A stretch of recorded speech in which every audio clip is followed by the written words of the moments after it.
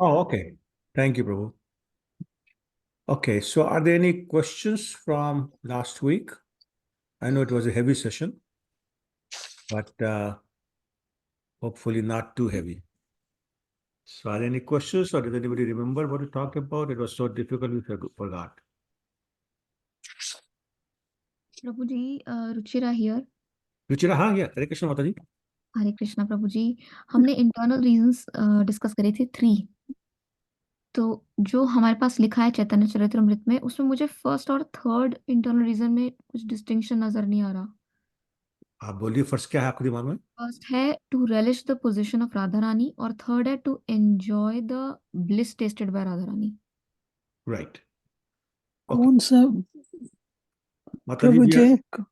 we are doing chapter 4 and we are going to do text 20 today. But Mataji is Yes. asking a question from last week. Oh, okay. Okay. And she's saying that we read 3 reasons for Krishna's appearance. And she said the first reason was to relish the position of Srimati Radharani. So, Yes. Ruchira Mataji, if you read the rest of the paragraph, says the position of Radharani was of the lover, the abode of the love. And Yes, Krishna Prabhuji. is the object of the love. So he's the beloved.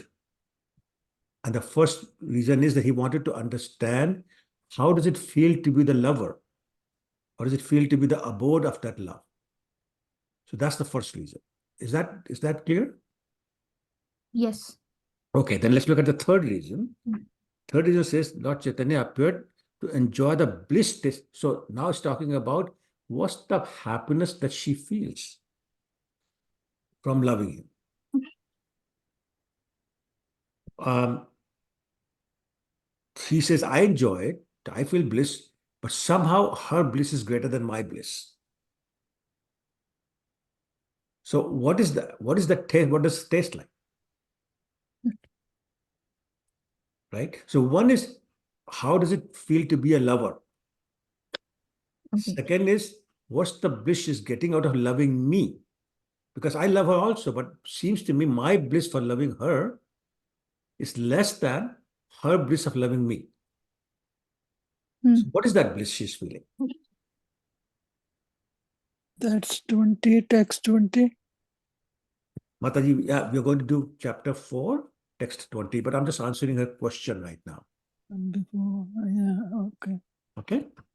So, Richard Mataji, does that answer your question or is that more confusing? Actually, they're still very close. Sorry? The first is you said, how does it feel to be a lover? And the third one is, how is her bliss more than my bliss? Correct. Okay. Yeah. Okay. So you see, like, how does it feel to be a lover as opposed to Right. being loved? So that's one. And then third was saying, what's the pleasure she's getting? I don't think you're convinced. No, it's fine. Yeah. Okay. What's the pleasure in the third reason, and how does it feel to be a lover in the answer for the first reason? As opposed to being loved. So that's the contrast. You think, I'm loved, I know that. I'm the object of love. I know how that feels. But how does it feel to be a lover? So, for example, I can give maybe elaborate a little bit more. A lover would do anything for the one they love. The loved may not do everything. Sometimes the loved may not be even reciprocating. But the lover may give their life to make the loved one happy. So that's the position. Okay, Prabhuji. Okay. But thank you for clarifying it. It's good to clarify these things. Anybody else has any questions? Okay. Then let's do text 20 from chapter 4, Adi Lila Chaitanya Charitamrita. And it's a verse from Bhagavad Gita. We all recognize this one. Jai jathamam prapadyante tam sathaya bhajamyaham Mam vartamanu vartante manishya partha sarvasha. In whatever way my devotees surrender unto me, I reward them accordingly. Everyone follows my path in all respects, O son of Pritha. Somebody wants to do the purport? I can do, Prabhuji, if you want. Yeah, Prabhuji, go ahead. I can try purport. In the 4th chapter of the Bhagavad Gita, Lord Krishna affirms that formerly some 120 million years before the battlefield of Kurukshetra, he explained the mystic philosophy of the Gita to the sun god. The message was received through the chain disciplic succession, but in course of time, the chain being broken somehow or other, Lord Shri Krishna appeared again and taught Arjuna the truth of the Bhagavad Gita. At that time, the Lord spoke this verse, Bhagavad Gita 4.11, to his friend Arjuna. Yes, thank you, Prabhuji. So there's a reference here to the very first verse of Bhagavad Gita chapter 4, where Krishna is telling Arjuna, Imam vivasate yogam proktavan ham avyayam yaswan manve raha manukshi chakve abravi. So Krishna is telling Arjuna that I spoke this many, many years ago to the sun god, who then spoke to his son Manu, who then spoke this to his son Ikshvaku, and then down the line it came. We're doing chapter 4, Mataji. Yes. No, I'm telling Usha Mataji, she's asking. And we're doing text 20. So Krishna is saying, I told sun god, he told his son Manu, who told his son Ikshvaku, and then go down. And we know that Lord Ramchandra came much later in that dynasty. So here Prabhupada is saying in the purport that actually it was 120 million years ago that Lord Krishna spoke this same philosophy to sun god. And as you know, Arjun challenged him. Arjun said in 4.4, hey Krishna, how is it possible?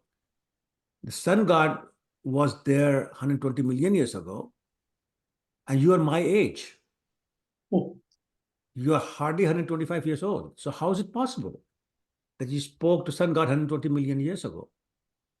And then that's when Krishna speaks the very famous verse, Bahuni me vatitani janmani tavacha Arjuna. Right? You and I both have taken many, many births. Tanham ved sarvani, natvam ved parandama. But I remember them all. You just don't remember them. You can't even remember previous birth. You can't even remember what you had breakfast for breakfast 3 days ago. Anybody on this call can remember what we had breakfast for breakfast 3 days ago? Raise your hand. Okay. Anyway, so I mean, my point is we have very poor memory, but Krishna remembers everything. That's why he says, Vedaham samtitani vartamanani cha Arjuna. He says, I remember the past, I know the future, I know the present. So that's his memory. So he's saying in this particular verse that therefore, whichever way my devotees surrender to me, I reward them accordingly. If they serve me in an inimical way, then I become enemy. If they serve me totally surrendered way, then I become surrendered to them also. And we can think of any example like Mother Yashoda, Radharani, they are totally surrendered, but then Krishna surrendered to them. Mother Yashoda says, go bring the sandals of your father. And Supreme Personality of Godhead, Krishna, runs there to bring the sandals of his father because mother asked. Mother says, time to take bath. So he says, okay, take bath. The master of all masters is listening to the orders of his pure devotee. And that's what he's saying. Okay. So then, of course, in the 4th chapter, he also says, somehow the chain of disciplic succession broke over a long period of time. So now I'm reestablishing it by telling you the messages of Gita. That's 4.3, chapter 4, text 3. And then here it's being quoted 4.11, which is, the way you serve me, I reward you accordingly. Okay. Any questions on that? Because that's what's bringing to the main point of this chapter, text 21, 22. So let's pay attention here. More putra, more sakha, more pranapati. এই ভাবে যেই মোরে করে শুদ্ধ ভক্তি আপনাকে বড় মানে আমারে সমহীন সেই ভাবে হই আমি তাহার অধীন translation if, excuse me, if one cherishes pure loving devotion to me, thinking of me as his son, as his friend, or his beloved, regarding himself as great, and considering me is equal or inferior, I become subordinate to him. I'm going to read this again because I want to make sure this sinks in everybody's head. Krishna is speaking here. Krishna is saying, if one cherishes pure loving devotion to me, somebody loves me purely, thinking of me as their son, means they're the father or the mother, his friend, or his beloved or beloved, regarding himself as great and considering me as equal or inferior to them. The Vedas, the Upanishad, Shrutashtha Upanishad says, Nata samo abhyadikasya drashyate. There's nobody equal to or greater than Krishna. But here are these people saying, who are you? I'm bigger than you, or I'm at least equal to you. And then say, when they do that, I become subordinate to them. And I say, yes, you are right. I'm subordinate. So let's do the purpose that we'll take some examples of where this happens. So who would like to read the first two paragraphs? I can read, Prabhuji. Oh, go ahead, Radhavana Prabhu. Yeah. Thank you. In the Chaitanya Charitamrita, three kinds of devotional service are described, namely Bhakti, ordinary devotional service, Shuddha Bhakti, pure devotional service, and Vaidhi Bhakti, mixed devotional service. Not Well- Vaidhi Prabhu. Sorry, Prabhu. Not Uh, Vaidhi. Vidya. Vidya Bhakti, Yeah. okay. Yeah. Yeah, sorry. Vidya Bhakti, mixed devotional service. Yeah. When devotional service is executed with some material purpose, involving fruitive activities, mental speculations, or mystic yoga, it is called mixed uh, or adulterated devotional service. Besides bhakti yoga, the Bhagavad Gita also describes karma yoga, jnana yoga, and dhyana yoga. Yoga means linking one with the Supreme Lord, which is possible only through devotion. Creative activities ending in devotional service, philosophical speculation ending in devotional service, and the practice of mysticism ending in devotional service are known respectively as Karma Yoga, Jnana Yoga, and Dhyana Yoga. But such devotional service is adulterated by the three kinds of material activities. Thank you, Prabhu. So in the Chaitanya Charitamrita, it says that three types of devotional services are described: ordinary, pure, and mixed. And then it's being explained. So first of all, the three concepts of Karma Yoga, Jnana Yoga, and Dhyana Yoga are being explained. So first of all, what does the word yoga mean? Getting together with the Supreme Personality of Godhead. No, just the literal meaning of the word Union. Union. Huh? Connect. To get united. Okay, yes. To connect, to add, to connect, to become connected to. That's the meaning of the word yoga. So and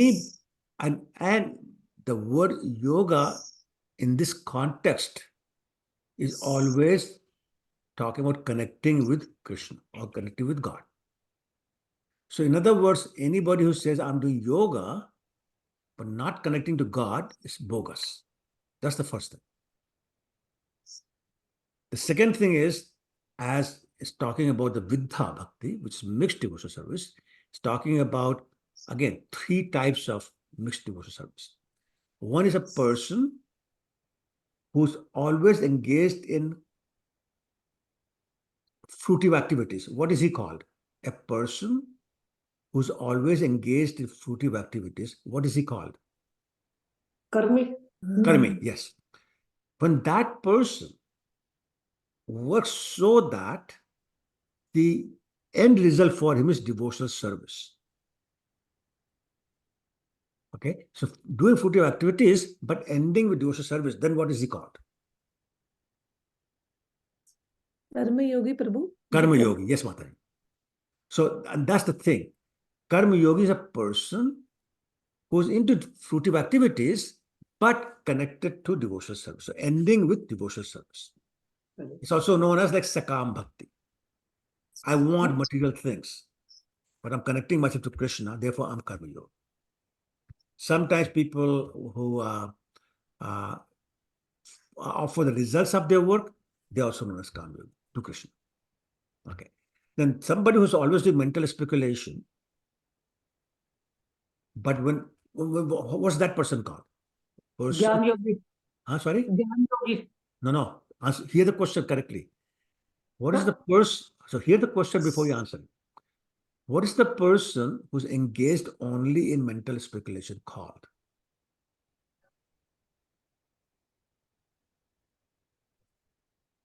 Jnani, Jnani. Prabhuji. Jnani. Jnani, exactly. That's Jnani. Okay, so now when that Jnani ends up in devotional service, then it's known as Jnana yogi. Jnana Yogi. Okay. Similarly, a Dhyani person who's focusing on Paramatma but not on Krishna is Dhyani. Same as Jnani almost. Not quite, but almost. But when that focus is on Krishna, then it becomes Dhyana Yogi or Bhakti Yogi. So the point is that that devotional service is mixed either with fruitive activities or with mental speculation. Therefore, it is not pure devotional service. It's called mixed devotional service or Vidya Bhakti. Everybody with me so far? Okay, now let me take you to another verse from Nectar of Devotion, a very famous verse. It says, Anya abhilashita shunyam jnana karmadi anavritam. So, jnana anavritam and karma anavritam means there's no mental speculation and there's no fruitive activities involved here. And there's no other desire, material or otherwise. Then that is Anukulian Krishnanushilanam Bhakti Uttama. That is pure devotional service. And the same thing is being said here. There's no mixture of fruitive activities or speculation or focusing on something else, then it's pure devotion. Otherwise, it's mixed. It's devotional service, no question about it, but it's mixed. And the reason is being said here, and it will become very clear in the next couple of paragraphs, is that Krishna says, I don't care for that. Okay, then let's see what happens. What do we care for? Next paragraph, who wants to read?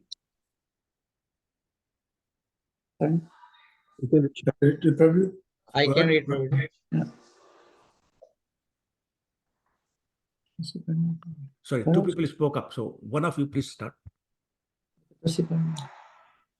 For those grossly engaged in identifying the body as the self, pious activity or karma yoga is recommended for those who identify the mind with the self.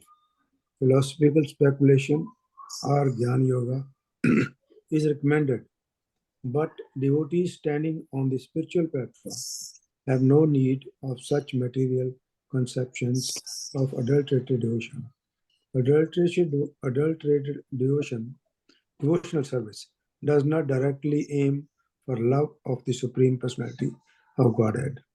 Therefore, service performed strictly in conformity with revealed scriptures is better than such Vidya Bhakti because it is free from all kinds of material contamination. It is executed in Krishna consciousness solely to please the Supreme Personality of Godhead. Right. So slowly getting towards the pure devotional service. Okay. So it's saying that those people who are identifying with the body, who think they are this body, and therefore they only want to do anything and everything for self gratification. For them, karma yoga is recommended because they're interested only in self gratification. For those who are identifying with their mind and therefore they like to do mental speculation, for them, Jnana Yoga is recommended. They're both getting to the bhakti level, but the different types of people, and therefore that's the different recommendation. But those who are on purely spiritual platform, they don't have any need for karma yoga or jnana yoga, but those are both material, right? And therefore they don't aim directly for the love of Krishna because they're too busy loving themselves. Therefore, that service, which is according to the rules and regulations, is better than the mixed devotional service because there's no material contamination. So when you're doing according to scriptures for the pleasure of Krishna, then that's much better than mixed devotional service. Okay? So slowly he's building a case towards pure devotional service. So is that point clear? If not, you need to ask a question. Hare Krishna, Prabhu. Hare Krishna Mataji. Can I ask a question? Yeah, please do. Yeah. First paragraph, what Mhm. exactly is the difference between bhakti, that is ordinary devotion service, and Shuddha bhakti, pure devotion service? Yes. So, excuse me. So ordinary devotional service is what we're talking about just now, which is according to the scriptures, rules and regulations. That's the ordinary bhakti. Okay. So let me go back again to Nectar of Devotion. There are two verses that we discussed in Nectar of Devotion. One says, Sarvopadi vinirmuktam tat paratven nirmalam rishikesh sevanam bhakti uchyate. Saying bhakti is defined as when you get rid of all your designations. In other words, you give up the concept of body, you are this body, and anything associated with the body, like titles and everything else. So, Sarvapad Vinayukta Tat Paratva Nirmala, when your senses are purified, which means you're not looking at sense gratification, so you're not karmi. Then when you engage your senses, engage your services in the service of the master of service Krishna, that's called bhakti. That's ordinary bhakti. That's what we're talking about in your question. But Shuddha Bhakti is the next verse. We just discussed Anya Abhilashita Shunyam, Gyan Karmarya Namatam. When there's no other desire, not just no other material desire, but also no other spiritual desire except to please Krishna. There's no mental speculation, no fruitive activities. And then when you serve Krishna favorably, that is pure devotion service. So does that make sense? Yes, Prabhu. Thank you very much. Thank Sure, you're very welcome. Okay, Gayatri. Hare Krishna, Prabhu. Hare Krishna. So, I'm sorry. So just I got a little bit confused. So, like, what do we practice? Are we practicing what we just mentioned, the last bit, following the rules and regulations? Yeah. So, you want the honest, brutal answer, or you want a nice sugarcoat? Because I feel like we want to believe that we're doing that, but I feel like sometimes we are very much in a karmic sense. Yep. Yep. You know, I'm glad you said it. I didn't have to say it. Okay. Okay. So we're not even there yet. We're still in the mixed, I guess. So again, we are all novices. We're starting where this is known as aspiring devotees. We're not even devotees yet. I mean, some of us on the call maybe, but I can speak for myself. I'm not even devotee yet. I'm aspiring. I want to be. I'm not there. Okay. It's more about self gratification in my case than anything else. Somehow they have been fortunate enough to get the devotee association, and I do my rounds and I do some service. But that's it. Right? So is there any other qualification for that category? Which category? Other than just following the rules and regulations? Which category? Is there other, the ordinary devotee? The ordinary devotional service are the people that are following. Yeah, so ordinary devotee is at least following the processes properly, and it's not into fruitive activities. It's not into mental speculation. Then he's ordinary devotee. But it's not pure. Okay? Okay, let's do the third paragraph then. Sorry. Somebody saying something? I can't hear. If you're not talking to me, please mute yourself. And who wants to read the third paragraph? Can I read, Prabhu? Of course you can, yeah.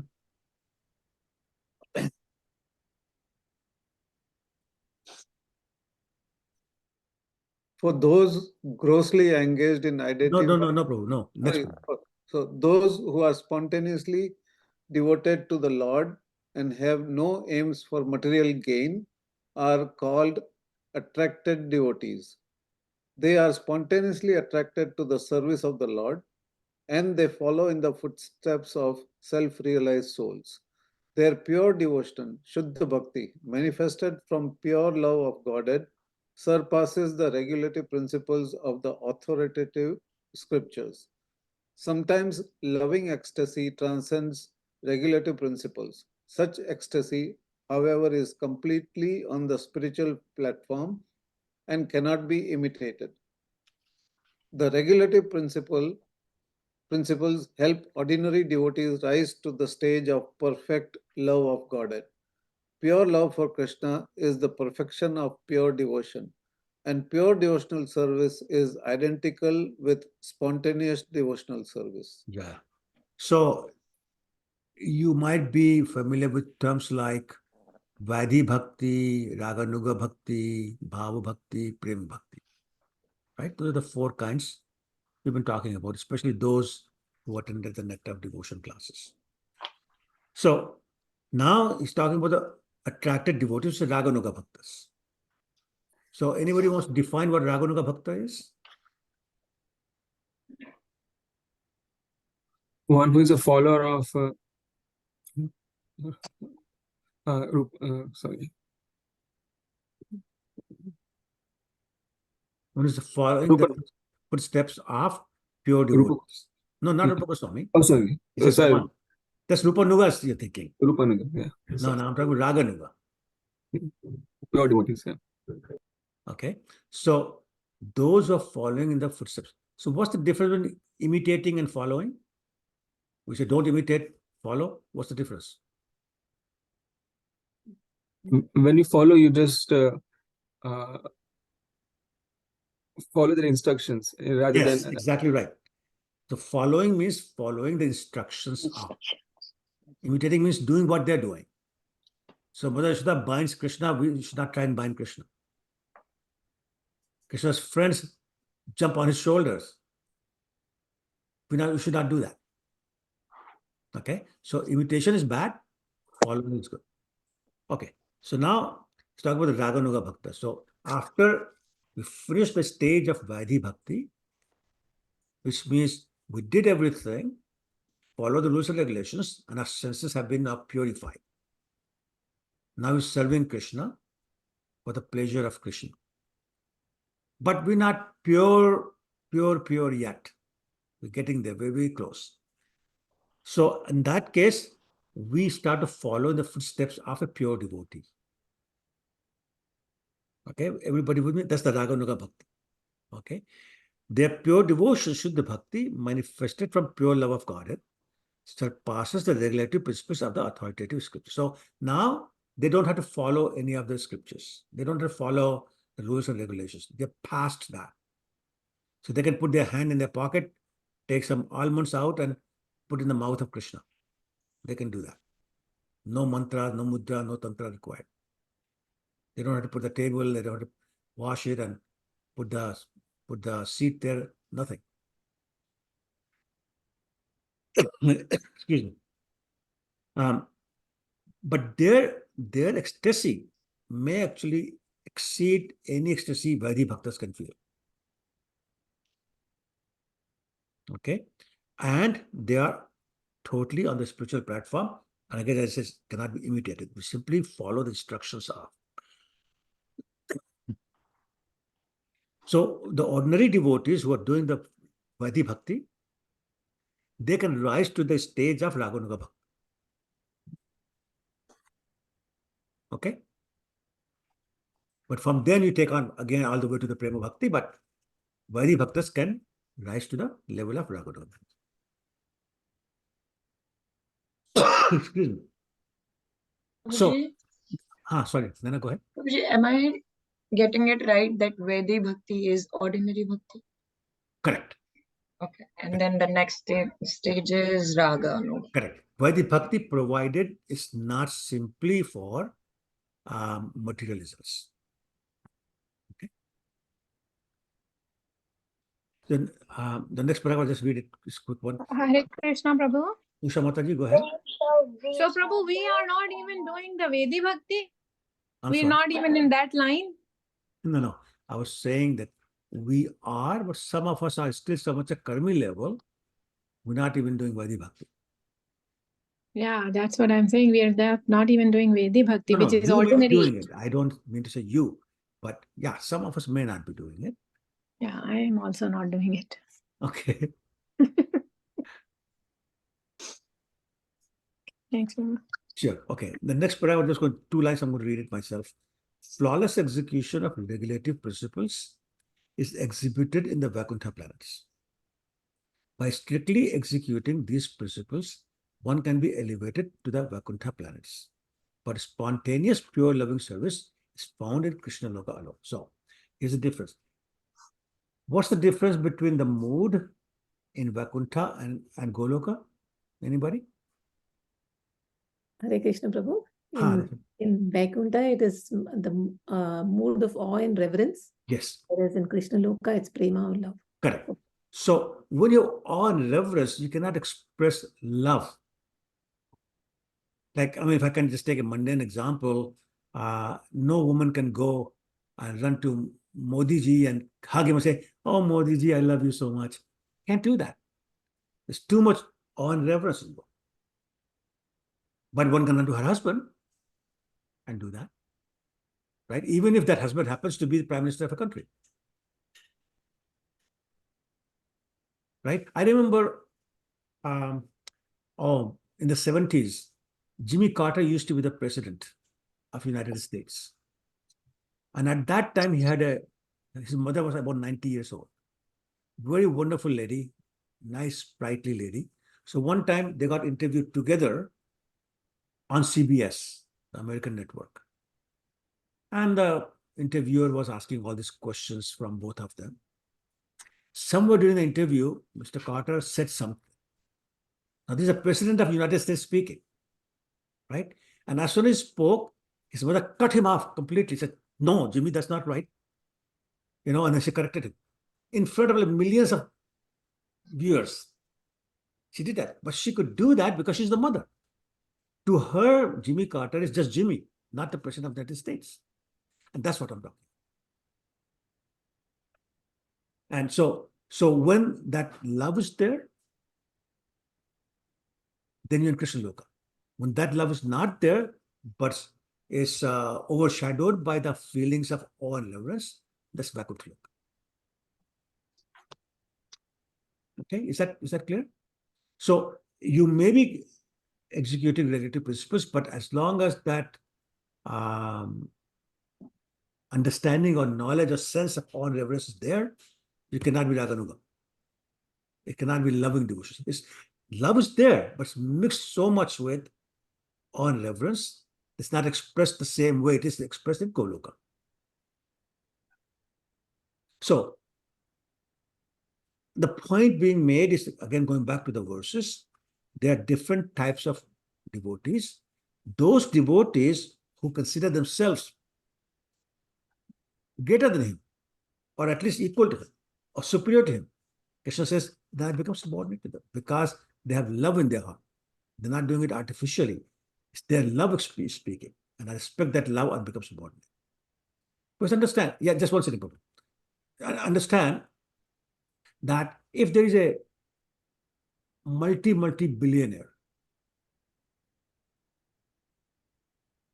everything and anything he wants is available, then what would he want from another person? Everybody's already saluting him. All the money, all the cars, all the luxuries you can imagine, he can do that. Then what would he want from somebody else? Love, selfless love. Yeah, selfless love. I know some very rich people who have seen be so happy eating makke ki roti and chane ke saath at a poor man's house. Because somehow that relationship got built up. They'll sit on the floor, and from a plate that's been probably not properly washed for a long, long time, they'll eat from that and they say, my God, never tasted anything like that. That's coming from Krishna. Recently, Modi did the same thing. Okay, same thing then. And that's the point. He went to a poor man's house and had a cup of tea and everything there. Wonderful, wonderful. So that's what the difference is between Vaikuntha and Goloka. Okay, so Gayatri, you raised your hand.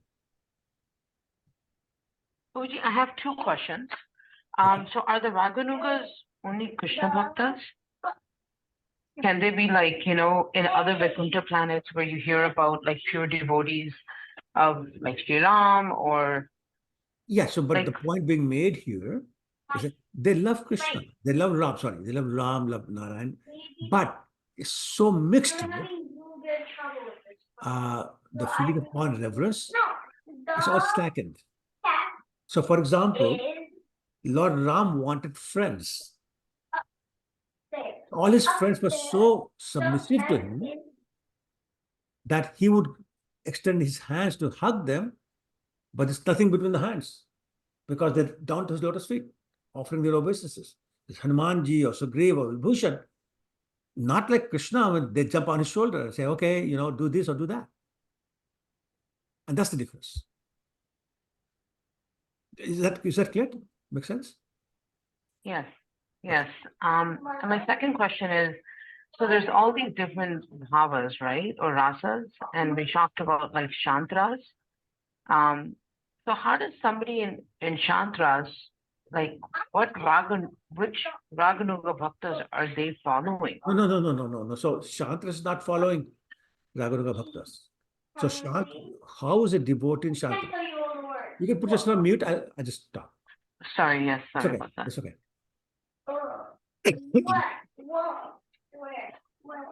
It's so difficult to mute.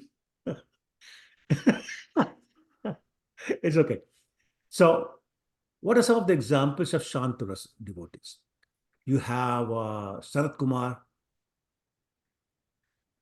You have Sarat Kumar. I think Lucia was saying, my kids are not Shantaras. So, I think that's what she's saying. Okay. Sanat Sanatan, the Kumaras, the four Kumaras, they are in Shantaras. What do? They simply meditate. All the servants of Lord Narayan, for example, they're in Shantaras. Right? Prahlad Maharaj was Shantaras. Okay? So they're devotees, they're love in the heart, but it's all overshadowed by this understanding of awe and reverence, the opulence of the Lord, and there's no service. They don't do service. It's mostly meditation. Okay? So they're Shantaras. And of course, if a tree or a cow or a river, or then of course, birds, beasts, they are Shantaras. Okay? I think my question is like, we don't know what our, constitutional service to Krishna is. So why go there? Yeah, we don't. No, we don't. So why go there? Okay. Okay. 23. Somebody wants to read 23? What happened to the people? Oh, Avni Mata is there? Avni is still there? Okay, maybe not. Okay. Mai bhaktir hi bhutanam amritvaya kalpate dishtya yad asin mat sneho bhavati nam mad apanaha. Devotional service rendered to me by the living beings revives their eternal life.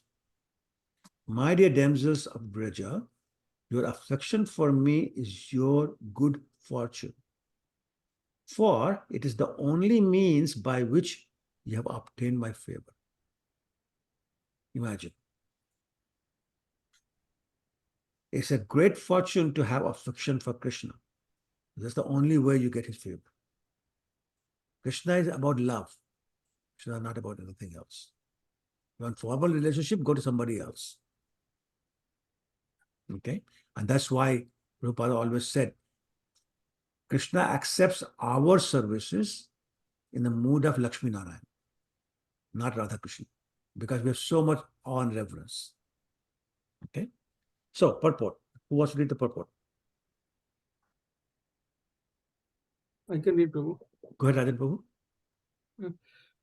Pure devotional service, pure devotional service is presented in the activities of the residents of Rajabhumi, Vrindavan.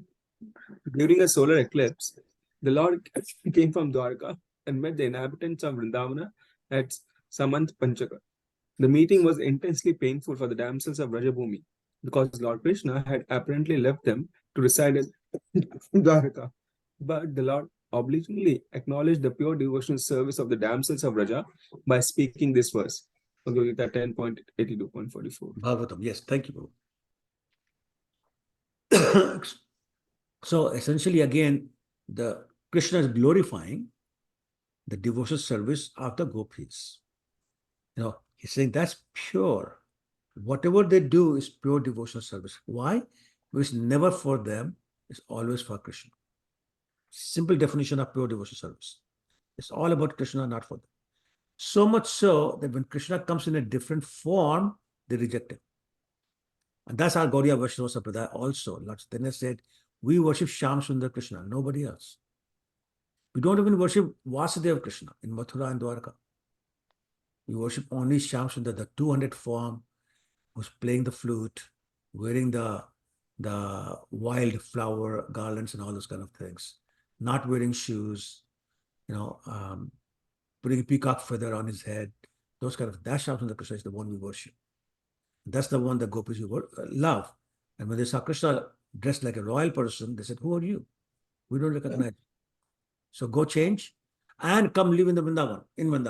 Then we'll recognize you. And that's why they were going to forcibly take him to Vrindavan.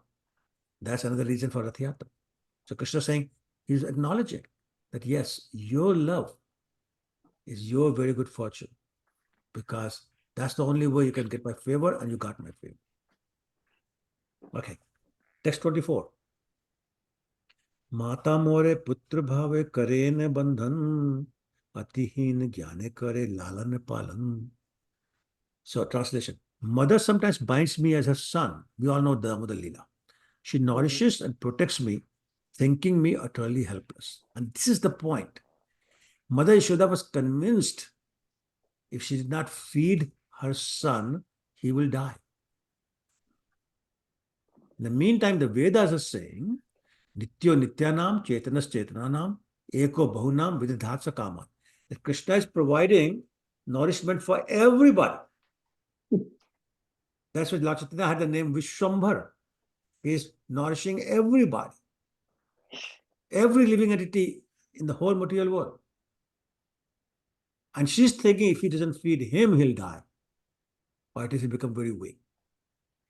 That's the ownership, mamatva, that Krishna says I really appreciate, but can come only from pure devotional service. The moment there's slight tinge of my opulence, the feeling dies. And let us talk about the example of what happened to Vasudeva and Devaki when Krishna killed Kamsa and went to the prison house to release them. Does anybody know what happened? Vasudeva and Devaki came running initially, but after coming close to, they did not embrace also. Right. Yeah. They ran to them. Right. But suddenly they remembered, oh no, wait a minute, they're gone. And they stopped. And so Krishna, to avoid the embarrassing situation, Krishna and Balaram offered the obeisances first. And then the motherly and fatherly feeling of Vasudeva and Devaki arose in their heart, and then they hugged them. Okay, and that's the point. Yashoda has no qualms about yelling at him, ordering him, hugging him, tossing him in the air, all those kind of things. But she just cannot believe he's God. There's no understanding he's God. He shows his universal form twice. She just rejects it.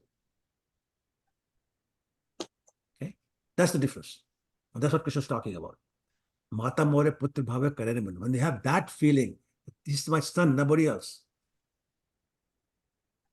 then she can bind me. And she can nourish me and protect me, thinking I'm utterly helpless. Mother Yashoda used to pray to the demigods to protect her son Krishna. She did not know the demigods pray to her son Krishna for their protection. She's praying to them for his protection. Like, what happened? But that's the love of Mother. Krishna is saying, I appreciate that. Okay, let's see what he says next. Text 25. Sakha shuddhi sakhya kore skandhe arohan. Tumi kaun bad log, tumi amisam. The friends of Krishna climb on our shoulders in pure friendship, saying, what kind of big man are you? You and I are equal. There's no respect. Like Krishna never got respect in Vrindavan. And this is why Krishna never said in Vrindavan, Sarvdhamana paritajya mam ekam sharanam vraj. Leave everything aside, take my shelter. Because everybody else would have said, what do you mean take your shelter? You take my shelter. Nobody would even consider taking shelter of Krishna because they said, no, you can take my shelter. I'll protect you. When Krishna killed Mushtik and Kansa and so many other in that assembly arena of Kansa, Shidama was there in the audience. He came down running after Krishna killed everybody. I said, who are you? Krishna said, what are you talking about? I'm Krishna, your friend. And Shidama said, no, you're not. Krishna said, what do you mean? I am Krishna. Look at me. I'm Krishna, your friend. He said, no, you're not Krishna. You're not my friend. Krishna said, why? Why do you say that?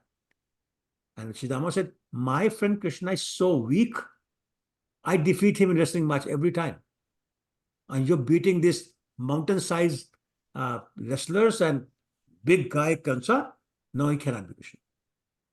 So Krishna said, well, how do I make you believe that I am? Shidama said, fight with me. If I defeat you, then I'll know you Krishna. So they had a wrestling match right there with all these dead bodies in the arena. Thousands of people watching. Shidama and Krishna had a wrestling match. And Shidama defeated Krishna. And he put his foot on the chest of Krishna and raised his hands like this. I said, I declare this is Krishna. I defeat him. And Krishna was lying down there smiling. That's what Krishna is talking about. But my friend says, I'm greater than you, then I like that. Okay. What does it say next? Hare Krishna, Prabhu. Hare Krishna, Mataji. Huh? Prabhu, I know you were calling me out, but I couldn't unmute. I couldn't do anything. That's why I had to leave the meeting and again join. So I'm ready to read whenever you want. Okay, yeah, go ahead. 26. Yeah, you're reading so nicely. So I thought, yeah. Okay, 1 second, Prabhu. 26. प्रिया यदि माना करी करिए भरत सना वेद स्तुति है ते हरे से मोरा मना. If my beloved consort reproaches me in a sulky mood, that steals my mind from the reverent hymns of the Vedas. So we think they can chant all these hymns from the Vedas and please Krishna. And Krishna says, okay, maybe you can, but that doesn't compare at all when my consort, Radharani, for example, starts to chastise me for something. So chastisement is dearer to me than any prayers or Vedic hymns one can chant. How amazing is that? Okay, let's understand that better by reading the purport. Who would like to read the first paragraph? Mohit, you were asking first. Sorry, Mohit, you want to go?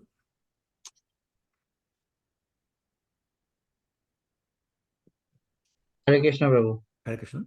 Prabhu, question is on this verse 24 when it says, "Mother sometimes bind me as her son." Is it specifically to Yashoda Maya? Yes. Yeah. Yes. It's specifically talking. So Prabhu, why on verse on this text number 21 and 22 it says, "If one cherish pure loving devotion to me, thinking of me as his son." So why is it like a question, like it's generic, like it's not to the father, it's like itself. Like it's like anyone who think of him as his son. Well, so I mean, for example, it could be Nanda Maharaj, right? It could be Upanand, it could be Rohini Maya. There are many other people who are fatherly and motherly to Krishna.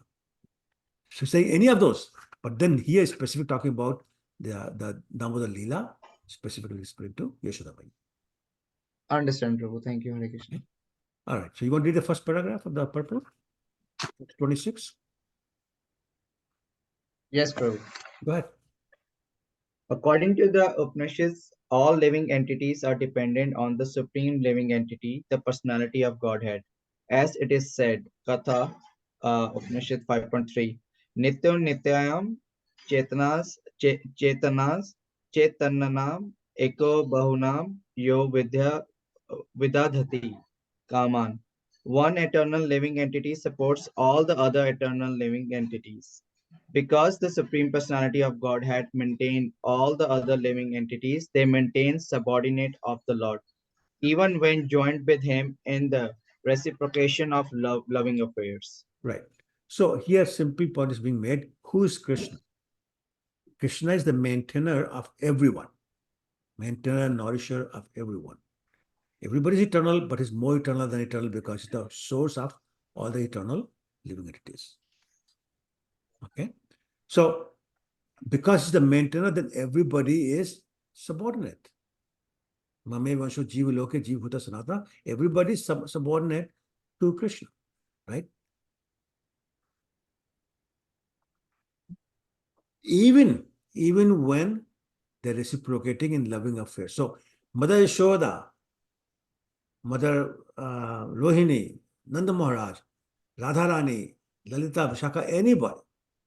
This is subordinate, but they feel they're superior. And that's the next paragraph. I'm going to explain that. Okay? So just hold on. If you have questions, hold on, because next paragraph is going to answer questions that you might have on in your head. So who wants to read the next paragraph? I can read, Prabhu. Shalini Mataji, go ahead. But in the course of exchanging transcendental love of the highest purity, sometimes the subordinate devotee tries to predominate over the predominator. One who lovingly engages with the Supreme Lord as if he were his mother or father sometimes supersedes the position of the Supreme Personality of Godhead. Similarly, his fiancé or lover sometimes supersedes the position of the Lord. But such attempts are exhibitions of the highest love. Only out of pure love does the subordinate lover of the Supreme Personality of Godhead chide him. The Lord, enjoying this chiding, takes it very nicely. The exhibition of natural love makes such activities very enjoyable. In worship of the Supreme Lord with veneration, there is no manifestation of such natural love because the devotee considers the Lord his superior. Yeah. So this is what I was talking about, that yes, we are all subordinate to him, but when one of us becomes such a pure devotee of the Lord, in their purity of the devotion, they forget that they are the servants.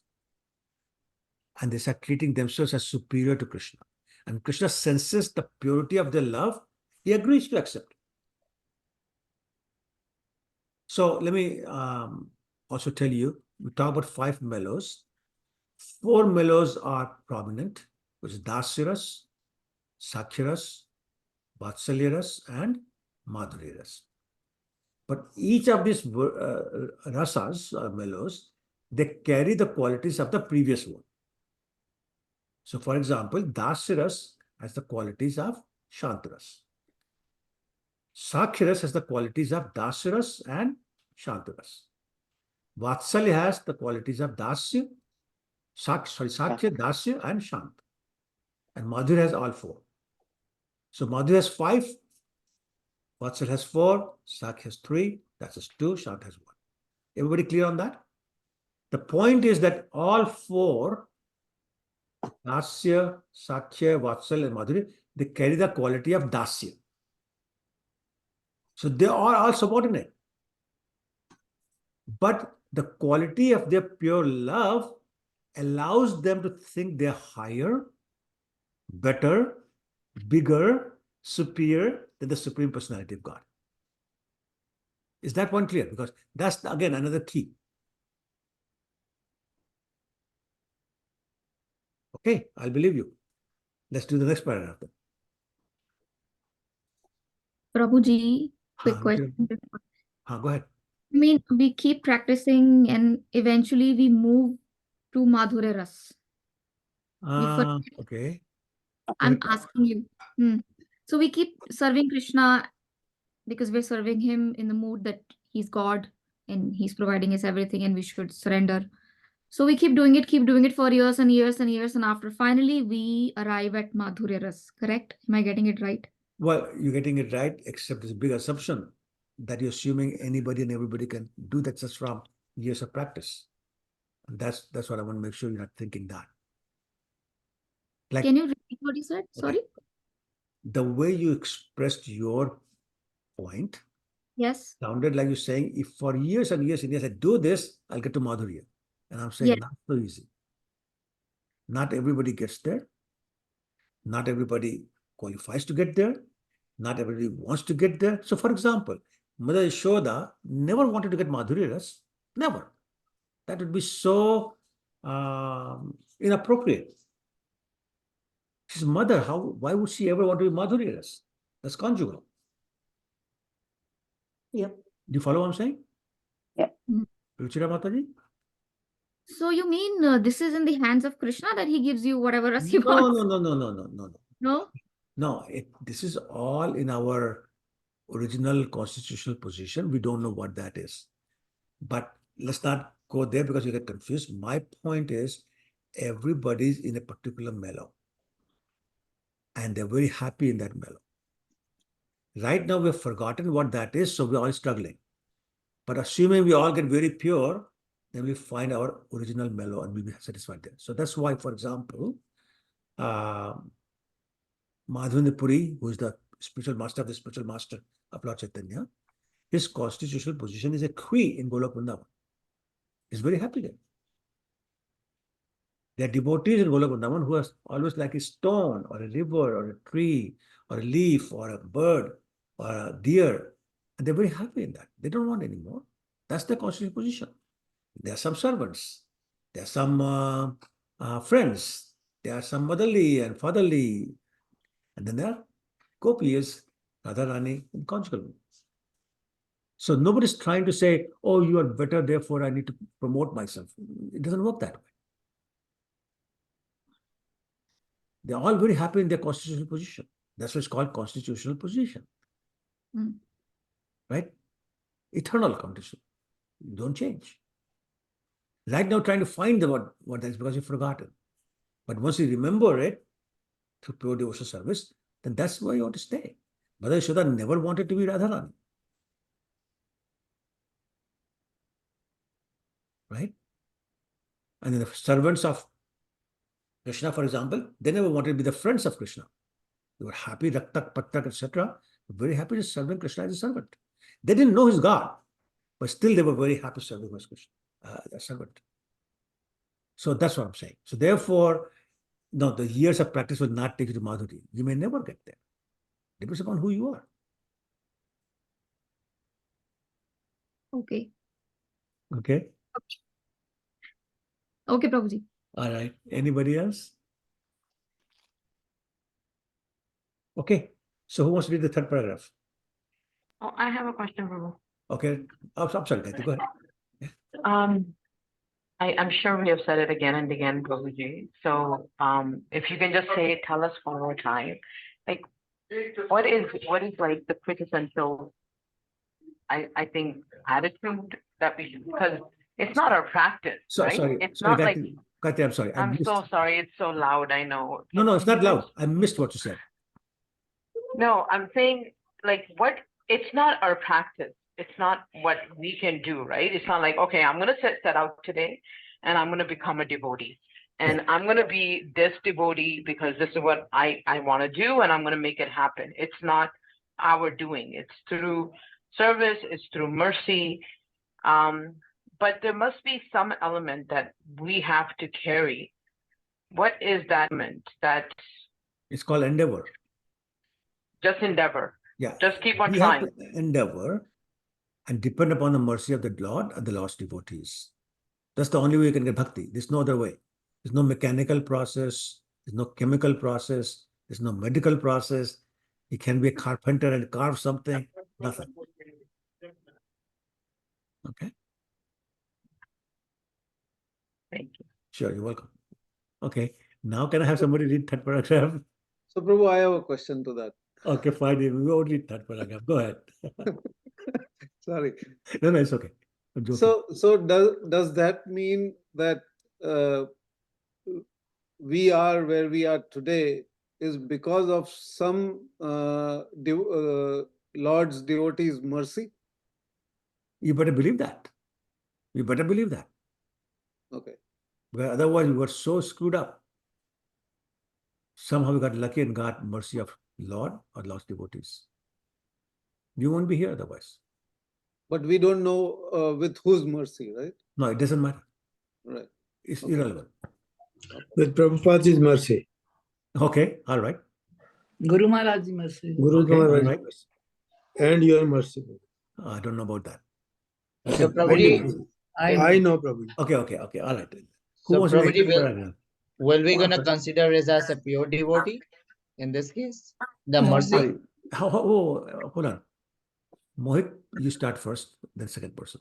So ask the Sorry, question. bro. So Prabhu, I was asking that when we are talking about the mercy of a devotee, so we are saying it's a pure devotee, right? As been explained here, 3 categories of devotee. Generally speaking, that's correct. Okay. Okay, Usha Mata, you had a question. No, Prabhu, I did not have a question, but I had a question that what was the question? Ah. And I'm listening for the answer. Okay. Okay, who wants to read third paragraph? Okay. I can do, Prabhuji. Okay, thank you, Dana. Regulative principles in devotional service are meant for those who have not invoked their natural love for Godhead. When natural love arises, all regulative methods are surpassed, and pure love is exhibited between the Lord and the devotees. Although on such a platform of love, the devotee sometimes appears to predominate over the Lord or transgress regulative principles. Such dealings are far more advanced than ordinary dealings.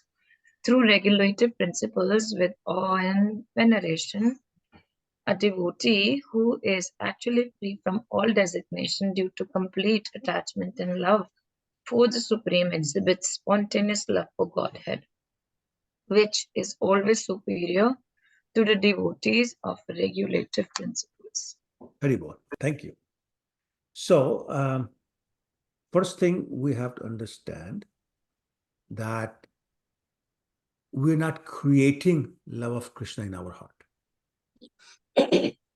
We're not inventing love of Krishna in our heart. Why is that? Anybody? Why is that we are creating love of Krishna in our heart, nor are we inventing love of Krishna in our heart? Why is that? Maybe because we have desires. I'm sorry? Maybe because we have desires, so we are not able to. No, Mata, you're totally wrong track. Hear the question. It's already there, Prabhu. Yes, Adil Babu. It's already there. Okay. Like the fire is in a match. It's already there. You don't create the fire in the match. You don't invent the fire in the match. It's already there. All you have to do is strike the match. Right? So similarly, love of Krishna in our heart already. There's a very wonderful verse in Chaitanya Charitamrita we'll read later on. It says, Nitya Siddha Krishna Prem, Sadhya Kabhu Noy, Shravan Adi Shuddha Chitte, Karaye Uday. Says that the Nitya Siddha is eternal. Krishna Prem is eternal in our heart. Sadhya Kabhu Noy, there's no process you can use to get it, to create it. So, well, how do you get it? Shuddha Chitte, Shravan Adi Shuddha Chitte. For pure heart, purified heart, doing the hearing and the chanting. Karay Uday, it manifests. The sun arises. Sun doesn't go away anywhere. It sets and it rises. Rises, I should say. Same thing. The love of Krishna comes out of all the garbage it's been buried under. So the point is that most of us have not come to the point where the garbage has been removed and therefore it can come out. Sorry, are we trying to ask a question? Yes, Prabhu. So I was just trying to think that we would have so much intense hate or basically no attraction towards Lord, that we are completely ignorant of it. Even though it's so much powerful, it automatically attracts. But there has been so much of dust settled on this heart that there is nothing visible. Even when we're trying to revive it, it feels like we are trying to do something which is completely opposite and unnatural. Correct. So basically, if you have a strong magnet, what does the word Krishna mean? All attractive. All attractive. Means attracts anything and everything. It's very big, it's a big magnet. What would a big magnet not attract? Tell me. Yes, Radha Prabhu? Maya Prabhuji. No, Prabhu, no. What would a big magnet, physically, magnet not attract? Non-metallic things. Non-metallic things, yes. What else? So suppose it's metallic, because we're part and parcel. So we're metallic, we are metallic and we are magnetized slightly. But why is it not attractive? When is It's it not because attractive? it has less attraction or less power or less. No. It's opposite. No. We're talking about no attraction here. Impurities, Prabhuji? Sorry? Impurities? Okay, that's the correct answer, but I was hoping to hear something along the same. Answer is correct. A different particular word. Think of it is a magnet and there's nails, iron nails. Which nails will not be attracted to the magnet? Which have rust on them. Yeah, there you got it. Which is the same thing as what Mohit was saying, but I just want to hear that word. So we are all rusty because of the contamination we have accumulated, contamination of material desires, material attachments, we are accumulated. Therefore, because of the rust, there's no attraction. So Lord Chaitanya says in Shikshashtakam, second verse, Durdaram idisham ihajani nanuraga. Unfortunately, we have no attraction. But I'm going to step out. Gayatri, put yourself on mute. Gayatri. Okay. So yeah, everybody, please just keep yourself on mute because I just lose my train of thought. So please, everyone. Okay.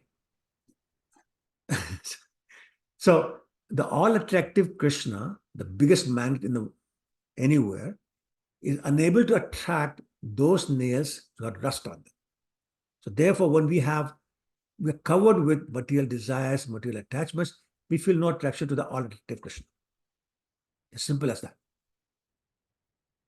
Okay, so here saying that those of us who have not invoked our love of Krishna in our heart, the regulative principles, the Vaidhi Bhakti is for us. So all of us on this call, no insult intended, are or should be performing Vaidhi Bhakti because we really don't have that much attraction for Krishna in our heart. Okay, and Vaidhi Bhakti is designed for people like us. But when we become pure and the natural love arises, we don't need the Vaidhi Bhakti. We don't need the regulative principles. We're discussing this before also. And then the pure love is exhibited between the Lord and the devotee. Now, it is on that platform that sometimes the devotee appears to be superior or acting superior to the Lord. But that's only possible when there is no sense of the opulence of the Lord. As soon as the sense of the opulence of the Lord comes, the love becomes slack and the respect comes in, and there cannot be any feeling of superiority over the Lord whose opulence we are aware of. So we can never think of Krishna as being our inferior.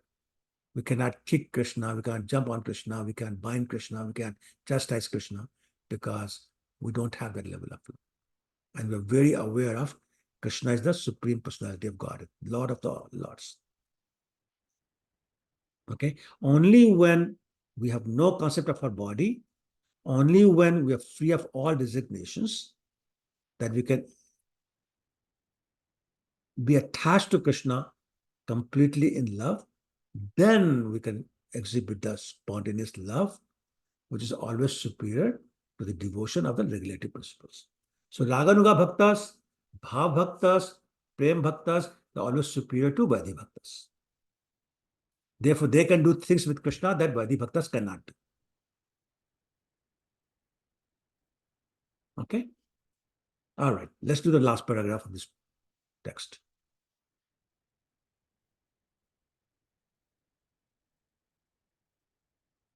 I can read, Prabhuji. What, Prabhu? Okay. The informal language used between lover and the beloved is indicative of pure affection. When devotees worship their beloved as the most venerable object, spontaneous loving sentiments are observed to be lacking. A neophyte devotee who follows the Vedic instructions and that regulate those who lack pure love of Godhead may superficially seem more exalted than a devotee in spontaneous love of Godhead. But in fact, such spontaneous pure love is far superior to regulated devotional service. Such a pure love of Godhead is always glorious in all respects, more so than reverential devotional service rendered by a less affectionate devotee. Hare Right. Hare Krishna. So basically saying love trumps process, regulative principles, and everything else. So when you love in your heart, you can get away with anything. It's like, look at it this way. A child may speak badly with the father. The child may hit the father on the chest. The child may jump on the back of the father.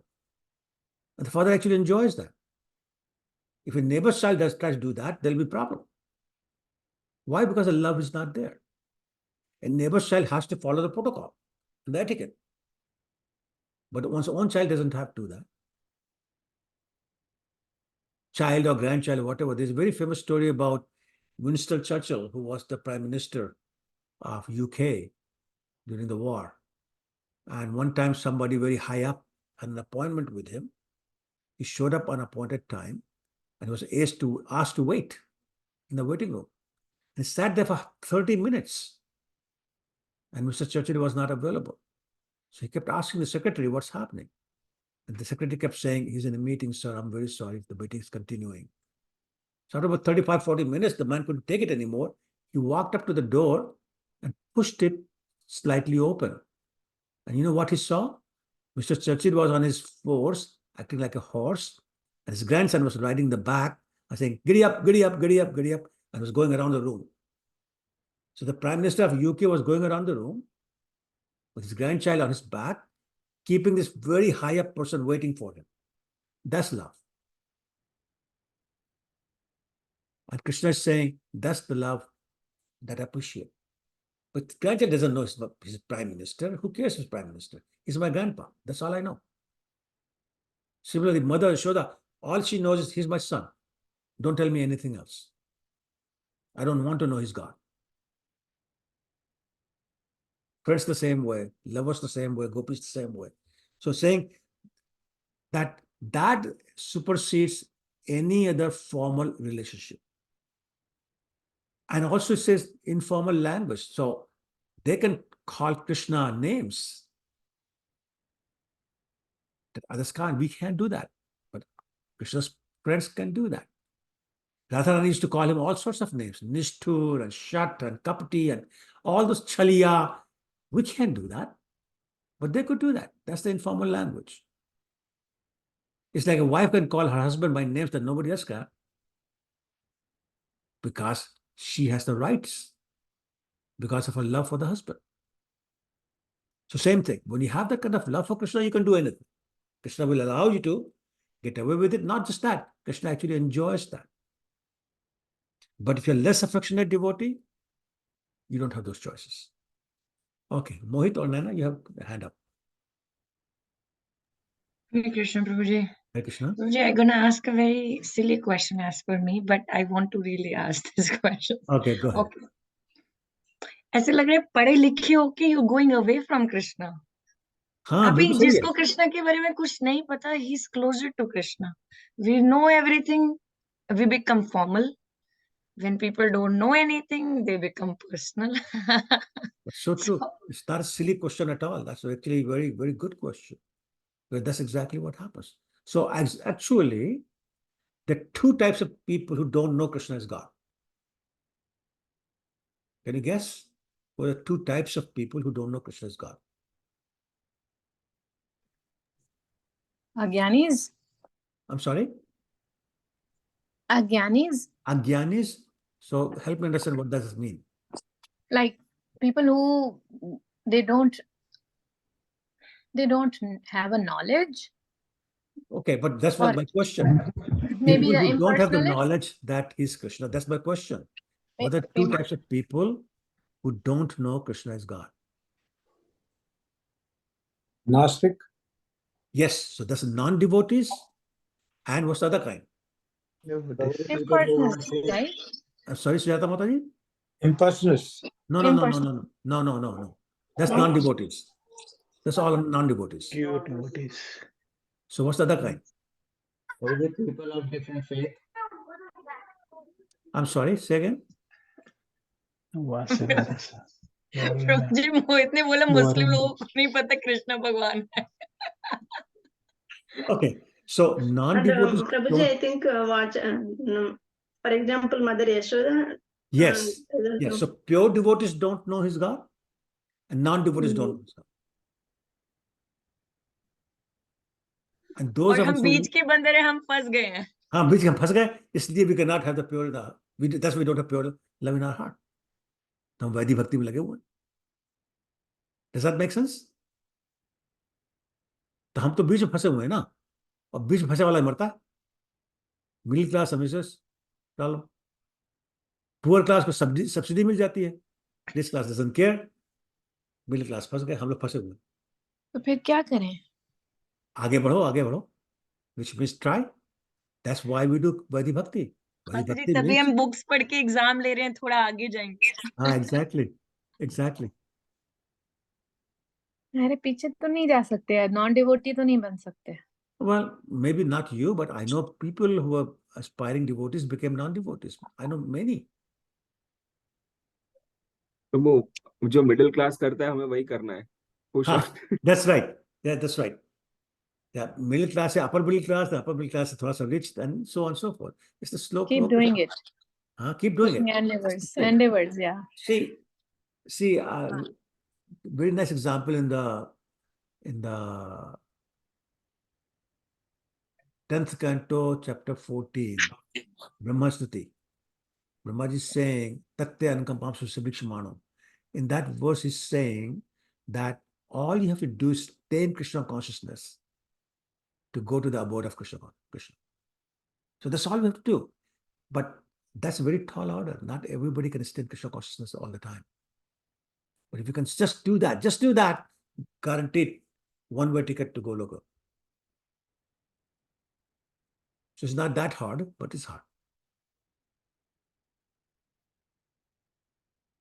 Krishna says in Bhagavad Gita, chapter 8, text 14, he says, Anana chetsa satatam yomam smrati nitisha tasyaham sulabha partha nityatas yogna. He says, I'm very easily available to those people who, with their right consciousness, always thinking of me. That's all you have to do. What's so difficult about that? And what is the right consciousness? It means Krishna is my Lord. I'm Krishna's. Krishna's is mine. And everything is about Krishna. Nothing else. Everything I see Krishna's hand in everything. Krishna is the owner. Krishna is the enjoyer. Krishna is the proprietor. Krishna is my best friend. That's Krishna consciousness. So remember that all the time. Krishnas are very easily available. And if you need help, Krishna says, Tesham satat yuktanam bhajatam priti purvakam dadami bhuyogam tam. If you need help, I'll give you help. Just chant my name all the time. So he's giving you all the formulas. We just have to internalize it.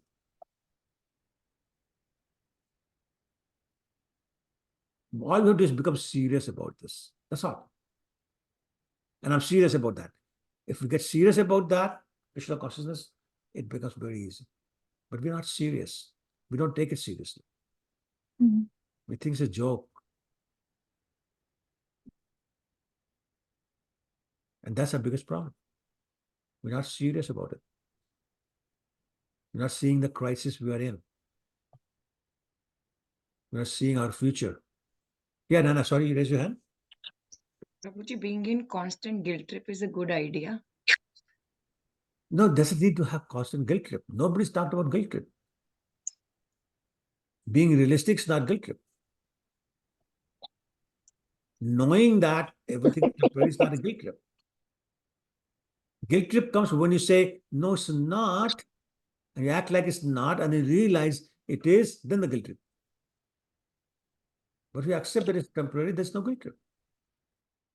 As a matter of fact, it's freedom. Nobody's trying to put a guilt trip on anybody.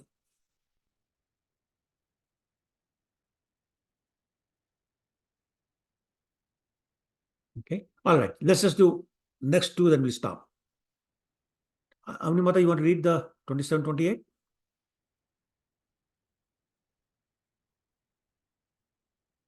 Okay, I think she may not. Oh, Yes, yeah. Prabhu. No, Prabhu, I'm here. Yeah, one Right. second. Okay, go ahead. Mm. 27, 28. Eshuddha Bhakta Lan. Yeah. Eshuddha Bhakta Lana Karimu Avtara Kariba Vida Adbhuta Vihara Venkutadye Nahi Ye Lila Prachara Se Lila Kariba Yate Mora Chamatkara. Wonderful, thank you. Taking these pure devotees with me. So now, talked about people, pure devotees in the Vatsaliras, Madhuriras, Sakhiras, Dasiras. So he's taking all these pure devotees with me, I shall descend and sport in various wonderful ways, unknown even in Vaikuntha. I shall broadcast such pastimes by which even I am amazed. Now, I'm amazed that Krishna will be amazed at his own pastimes, but that's what happens. So let's see the purport, then we'll understand this better. Both paragraphs somebody can read.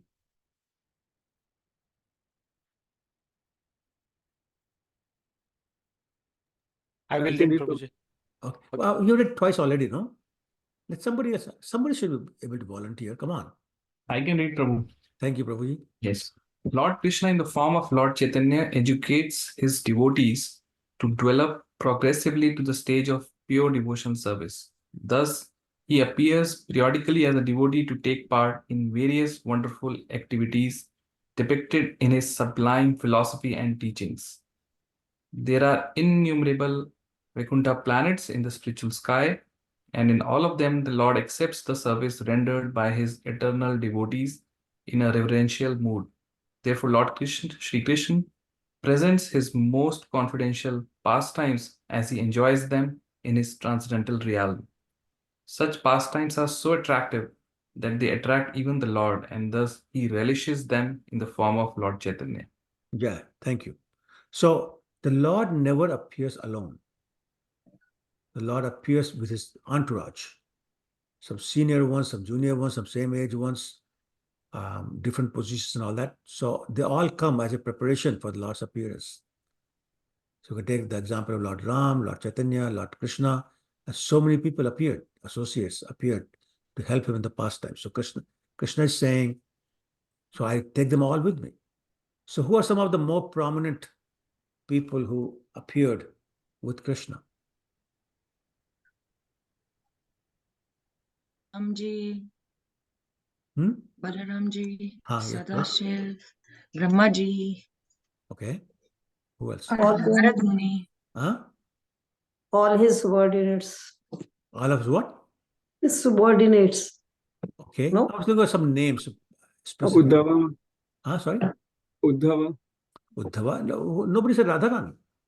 Pandavas, cowherd, Okay, yeah, all covered the boys. cowherds, yeah. Radharani, Govardhan, Yamuna. Yamuna, you know, So, Devaki Mataji, so they all, Nand Maharaj. yeah, so they all appear either before him or after him or around the same time.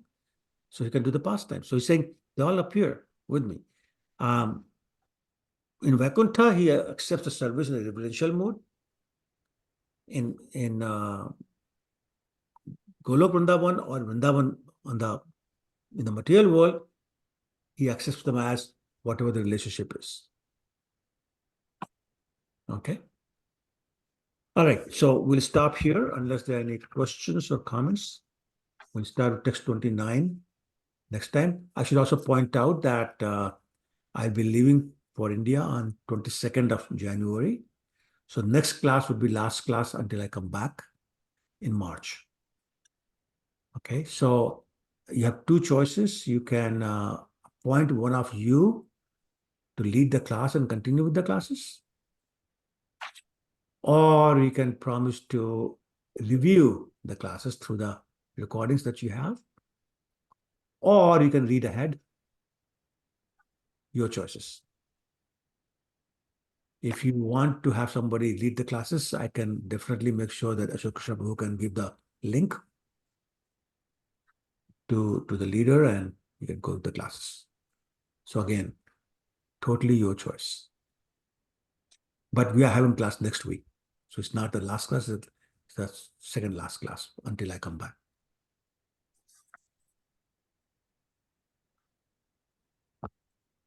I believe Prabhuji, we Prabhu. will, Prabhuji, sorry. Yeah, we will wait for you, and in the meantime, Yeah. we will review all. This is what. Yeah, Okay. that's a good idea. I agree, I was Prabhuji. about to say that. Sorry?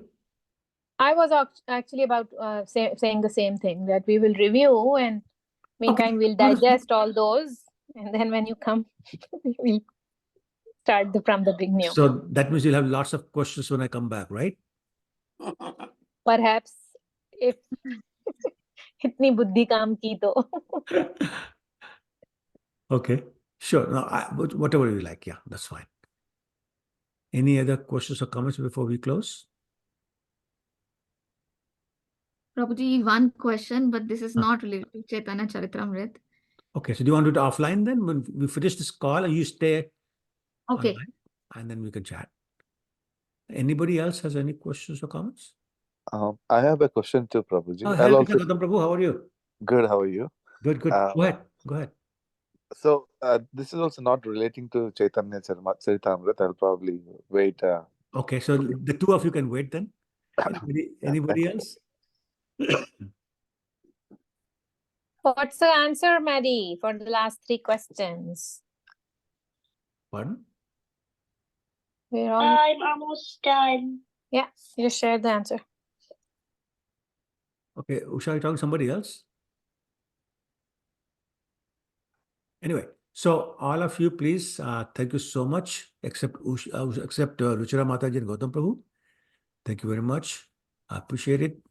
Thank you, Prabhuji, so much. Thank you, Prabhuji. Hare Hare Krishna. Krishna. Thank you, Prabhu. Hare Hare Krishna. Krishna. Thank you so much, Prabhuji. Hare Thank Krishna. you. Thank you. Hope you feel better soon. Thank you, Prabhuji. I need that. My throat is already hurting so much. Throat so Marathi का पानी पियो ना नहीं बहुत चीजें P रहे हैं प्रभु जी अरे बहुत चीजें मराठी का पानी पियो Thank you, Prabhuji. Thank you so much. Thank you. मैं उसी से बचा हूँ हाँ बोला भरी यार Thank you, Prabhuji. Thank you, Prabhuji. Recently, honey and black pepper helped me for the same. I've been having all sorts of honey and ginger and I know what else. All sorts of home remedies. Nothing is working. So I got some allopathic medicine now. So let's see. And that So, also Prabhu, when are you back, Prabhu? I'll be back March 22nd. Oh. 2 months exactly. So exactly 2 months. Yeah. Oh, that's good. Good. Thank you. You need rest. Prabhu. Hare Krishna. Sorry. Okay, Hare Krishna. Thank you, Prabhuji. Hare Krishna. Hare Krishna, Prabhuji. Hare Krishna. Pasha Kalparucha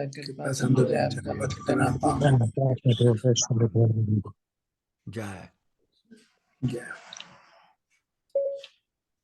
कितने percent रह गई है? अभी भी 90% रह गई है।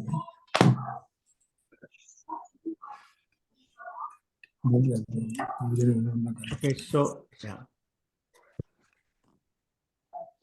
I can like a question. Okay, so So everyone yes, else can. Prabhuji, let's not waste time. Yeah. So Prabhuji, since you were just talking about that, आप लगे रहो, आप भक्ति करते रहो, तो हम जो कर रहे हैं वो कर्मी भक्ति है, राइट? कि हम अपनी हर चीज को भगवान को सरेंडर कर देते हैं. फॉर एग्जाम्पल, अगर मुझे कुछ मीठा खाने का मन कर रहा है तो हम शॉप से लेके आके भगवान के आगे रख के then we eat. Is it okay? Sorry, Mother, I was still distracted. So go ahead again. So आपने कहा कि कृष्णा कॉन्शियसनेस में we have to be all the time in Krishna consciousness.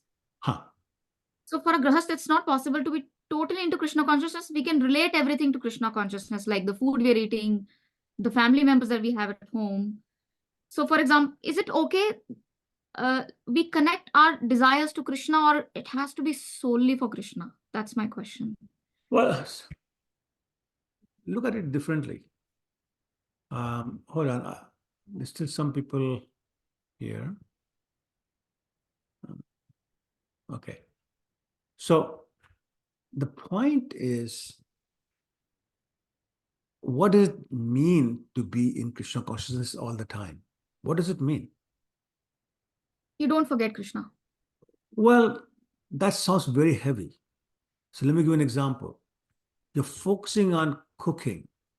You're focusing on appeasing a child who's throwing temper tantrums, or you're focusing on a child who's very sick, or you're at work working on a very complex problem.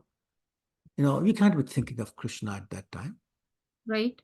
Right? When Arjuna was fighting Karna or Bhishma or others, he couldn't be thinking about Krishna at that time. So does it mean he was not Krishna conscious at that time? No. So then all what does it mean? so all the results have to be. You don't expect anything in result in you. No. Don't complicate it. Keep it very simple, Mataji. Keep it very simple. So, was Arjun in Krishna consciousness at that time or not? Well, he was in a broader sense of the term, like Krishna is sitting on the chariot and he's telling No, him. let's say Krishna wasn't sitting behind him. Let's suppose for a second, Krishna was not sitting behind him. And certainly when he's so focused on fighting, he's focused on the person opposite him. He's not looking behind. Is Krishna still there? So he just listened and followed Krishna instruction given once, and then he kept following it. So now you're getting there. Arjun was on the battlefield because Krishna wanted him to. As long as he was conscious of the fact that I'm fighting because Krishna wants me to, he's Krishna conscious. But in the meantime, still chanting his mantras to shoot arrows, still strategizing, he's still deciding which weapon to use, which weapon to counteract with, all those kind of things, still doing all that. Yes. So Krishna every moment. Yes. Right? So Krishna consciousness means that you know where you are is because of Krishna's plan. Whatever you're doing, you're executing Krishna's plan. Whatever results you get will be Krishna's plan, so on and so forth. Good things happen, bad things happen. It's all Krishna's plan. Then you're Krishna conscious. Acceptance. I'm sorry? Acceptance. Acceptance is part of that. It's more than acceptance. Acceptance is part of that. You're actually doing stuff without worrying about what will come as a result. But you're doing it because that's what Krishna wants you to do. Krishna puts you there. You're executing Krishna's plan. You're following Krishna's instructions. Right? And you're depending upon Krishna for the results. That's Krishna consciousness. You don't have to be saying Hare Krishna all the time. Because sometimes you can. When Arjun's chanting his mantras to shoot a particular arrow, he can't be saying Hare Krishna. Say, Hare Krishna involves all the mantras anyway, so I'll just chant Hare Krishna and that mantra will come out. He's not doing that. Okay. Chanting the specific mantra. He's not chanting Hare Krishna at that time. But he's Krishna conscious all the time. Are you following what I'm saying? So you're saying I don't need to recite the mantra every time, but... Well, you can't. How can you? It's not possible. I tried.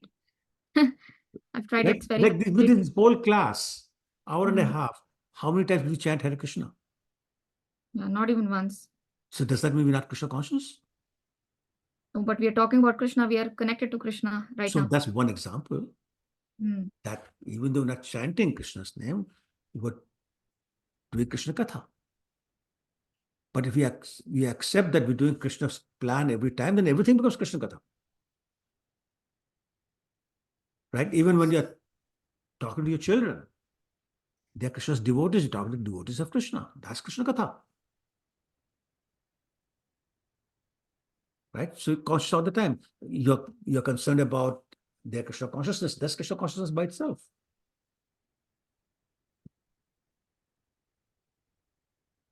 Right?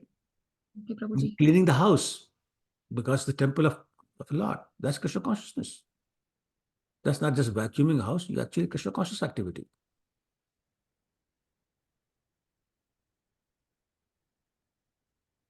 Right? You bought a car and put the license plate for Krishna. And for the longest, many, many years, we say, oh, this is Krishna's chariot, we're going to the temple. So here we are driving a car, but calling Krishna's chariot. That's Krishna consciousness. Then everybody I meet, I say, did you notice my license plate? So they all say Krishna. That's Krishna consciousness. I'm talking about license plate. Okay, Prabhuji. Does it make sense, Mataji? Yes, Prabhuji. I have 3-4 questions, Prabhuji, for you today. Okay, so let Gautam Prabhu ask that question then and then. Yes. Hare Krishna, Prabhuji. Hare Prabhuji. Sorry, I'm a little down under the weather, so. Oh, you too? Yeah, I heard you had No, yeah. road issues. Yeah, same here. Yeah, Prabhu. It's been going on for the past 3-4 days. Yeah. So, every Saturday we go to ISKCON temple. It's Yeah, in yeah. a church in Wellington. So one of the devotees this time asked a question. Actually, two of the devotees that they said they asked the question that in nowhere in Vedas it's mentioned about Krishna's name. So I mean, he asked me as well. So I said, well, the conversation came up. So I asked him, have you read the Vedas? So he said, well, I didn't read the Vedas, but I know people who have read the Vedas. They mentioned there's no mention of Krishna's name in all the 4 Vedas. And then one more devotee also said that his father-in-law has read the Vedas, and he also said there's no mention in the Vedas. As far as I knew, a little bit of knowledge what I had, I said generally, Srimad Bhagavatam is actually a condensed version of all the 4 Vedas, because all the 4 Vedas are in shlokas in Sanskrit, and it's not only the regular Sanskrit; it's in Devanagari Sanskrit. So it's very hard to understand, even if you know to read. But for us, for the material world, generally that's the reason Veda Vyasa has, has condensed it, and Srimad Bhagavatam is there. So it's easier to understand all the 4 Vedas through Bhagavatam, and in the Bhagavatam it's stated that. But then he said that, well, well, I know that, but well, first of all, he has not read Bhagavatam as well, so not heard as well. He said he started reading it. Then he said that, well, according to Kashyap, some guy called Kashyap who has read the Vedas, he is not. He said that he has also mentioned there's no name of Krishna in it. And some British guys, also some Miller and Griffiths. So I said I cannot talk about anything else. I'll talk to my Prabhuji for whatever, I'll get the answer for you. I may not be the right person to tell this answer. But all I said was, do you believe in Bhagavad Gita? So he said, yeah, we believe in Bhagavad Gita. So he said, in Bhagavad Gita is the main scripture for all Hindus, which, even the court system generally before, when a criminal testifies, he has to testify placing a hand on Bhagavad Gita. Not anymore, I guess. But Bhagavad Gita says in Krishna, he is the supreme. Out of him, everything comes. So he's the father of everything. But they said, no, we still want to know what is whether it's mentioned in the Vedas. So I said, I'll find out and let you know. Okay. That is a question. So as you were asking this question, I kept asking myself, so what's the purpose of this question that he's asking? If the name is not there, that means he doesn't believe in Krishna, Or if the name was there, he would actually go and do something about this. He hasn't read Yeah. it. And you know what? I doubt anybody's mentioning the name of. They've read all the 4 Vedas. I doubt very much. There's nobody. Yeah. Yeah. So don't give me this nonsense. The second Yeah. point is, what's the purpose of your question? Like, where are you going? Yeah. And I asked him, and then he said, no. He started to say that no, you're not getting it. So I said, it's not that I don't get it. I get it. I get what you're trying to say. But I would have asked you to explain. So, okay, I'm not getting it. Explain to me. Where are you going? What's the and Bhagavad Gita, for example, chapter 15, text 15, Krishna says, Vedas sarvam ahame vedyo. The whole purpose of studying the Vedas is to know me. Yeah. And you're stuck on whether my Krishna's name is there or not. Yeah. Krishna is saying the purpose of studying the Vedas is know me. Right. And he's saying also, well, you're a fool. You won't understand the Vedas anyway. And you don't have the time to read the Vedas. Yeah. That's what, So therefore, once you read the summary of the Vedas, which is the essence is Srimad Bhagavatam. Yeah, exactly. So from 500,000 verses, you go to 18,000 verses. You read that. If you can't even do that, you read 700 verses of Bhagavad Gita. Yeah, that's true. true. That is standing in front of me arguing with me. This name is here. So that's basically it, because I told him, like, it's no point of debating because you're not read the Vedas. Yeah. If you've read the And Vedas, you will not read anyway. Yeah, And you'll not read suppose the name was there, I told you the name is there, what will you do then? Then what? Yeah. He's doing his PhD in philosophy. Okay. So he has this philosophical, the Western philosophical. So he is trying to compare these two philosophies, and I know what he's trying to do. Not that he has bad intentions, but he's trying to combine and try to compare. I said, if you do that, you will never get any. None of the Western books have Krishna's name. So what is his point? Yeah, like I asked him. So he said about Griffith and Miller or something, who is a British guys who read Vedas. So I said, I doubt their credibility and their intentions. If they're saying, even if they've read it, what is their intentions? Like, so that's questionable. I would rather, we believe in parampara system because of the credibleness. It's coming from, it is continuous. It's not that one person just woke up and, read the Vedas and he'll try his own interpretation and tell this is what it is. Not only that, Vedas talk about God. Isha comes so many times. Yeah. Right? He talks about God. So your question should be, okay, Vedas talk about God. Who's God? Okay, fine. Let's talk about who's God. But to say Krishna's name is mentioned, so what? What's your point? Yeah. Somebody else has read all the Vedas. They say there's no name. Okay, then so what? What is your point? Even from a philosophical point of view, where are you going? What is the real question here?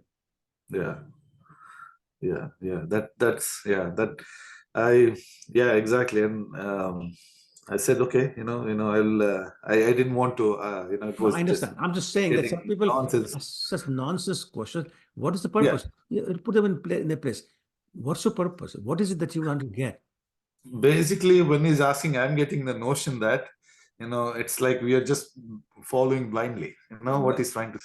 No, So, no, Prabhu, it's called arguing for the sake of arguing. There's sake of no argument. purpose.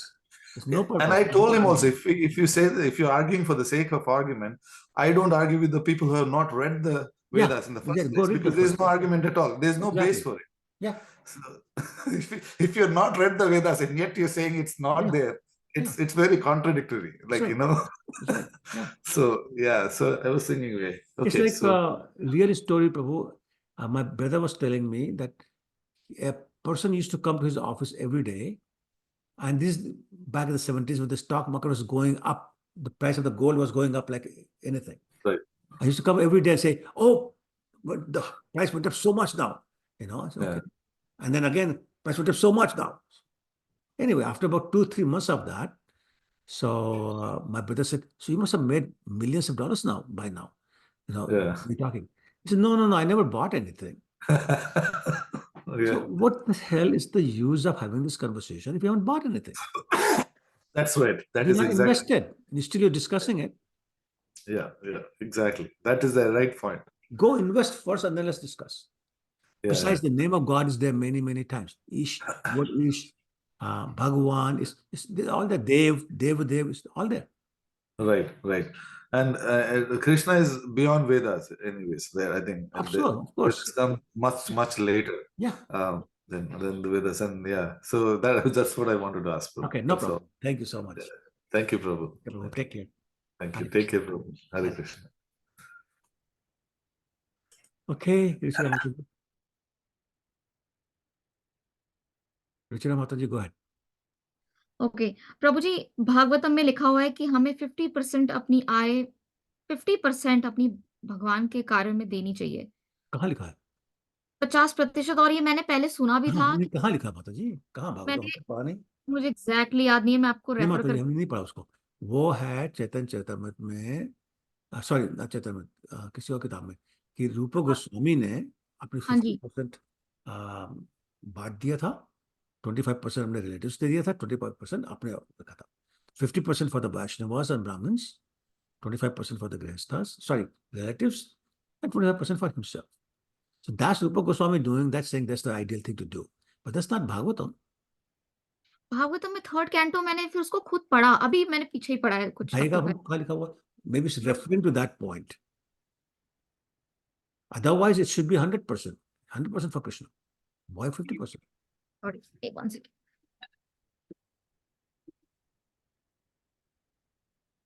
तो प्रभु जी basically हम ऐसा कुछ भी नहीं है कि हमें अपनी income No, I'm saying it should be 100%, not 50%, 100%. 100% हम कैसे लगा सकते हैं? हाँ, तो ये हमसे पूछिए 100% कैसे करेंगे प्रभु जी? ये सवाल पूछिए तो हम आपको बताते हैं। हाँ जी। But the answer is 100%, not 50%. Okay तो Okay. 100% कैसे लगा सकते हैं ये? अगर जिस घर में आप रह रहे हो, हाँ जी वो आपका घर नहीं है, भगवान का घर है। आपने ऐसा एटमॉस्फेयर बना रखा है, आपकी ऐसी भावना है कि ये भगवान का घर है, मेरा घर नहीं है। तो आप चाहे ओनर हो चाहे रेंटर हो, घर भगवान का, आप तो रेंट पे कर रहे हो या मॉर्गेज पेमेंट कर रहे हो, नहीं, घर आपका नहीं, भगवान का है। भगवान के सिवा टेम्पल है। तो जो भी आप खर्चा करो घर के ऊपर, मेंटेनेंस हो, मॉर्गेज पेमेंट हो, जो कुछ भी हो, ये टेम्पल का खर्चा हो गया, भगवान के ऊपर हो गया। जब आप खाना बना रहे हो, आप भगवान के लिए भोग बना रहे हो, तो भी भगवान के लिए जितनी ग्रोसरी कैसे खर्चा किया, आप भगवान के ऊपर खर्चा किया। बच्चे आपके कृष्ण कॉन्शियस है, जो भी खर्चा उनके ऊपर करेंगे, आप भगवान के ऊपर कर रहे हैं, भगवान डिवोटीज कर रहे हैं। घर में वैक्यूम कर रहे हैं, भगवान मंदिर की सफाई कर रहे हैं। एवरीथिंग इज 100% भगवान। तो बेसिक कॉन्शियसनेस आपकी वैसी होनी चाहिए। एग्जैक्टली। तो आपको दूसरे जो लोग हैं मेंबर, वो डिवोटी नहीं है तो भी नहीं, अगर वो डिवोटी नहीं है तो there's some challenge, but as long as your mood is this is temple and you're doing everything for Krishna, then from your point of view is 100% Krishna. For the other person it may not be, but you're not talking about the other person, you're talking about you. Okay Right?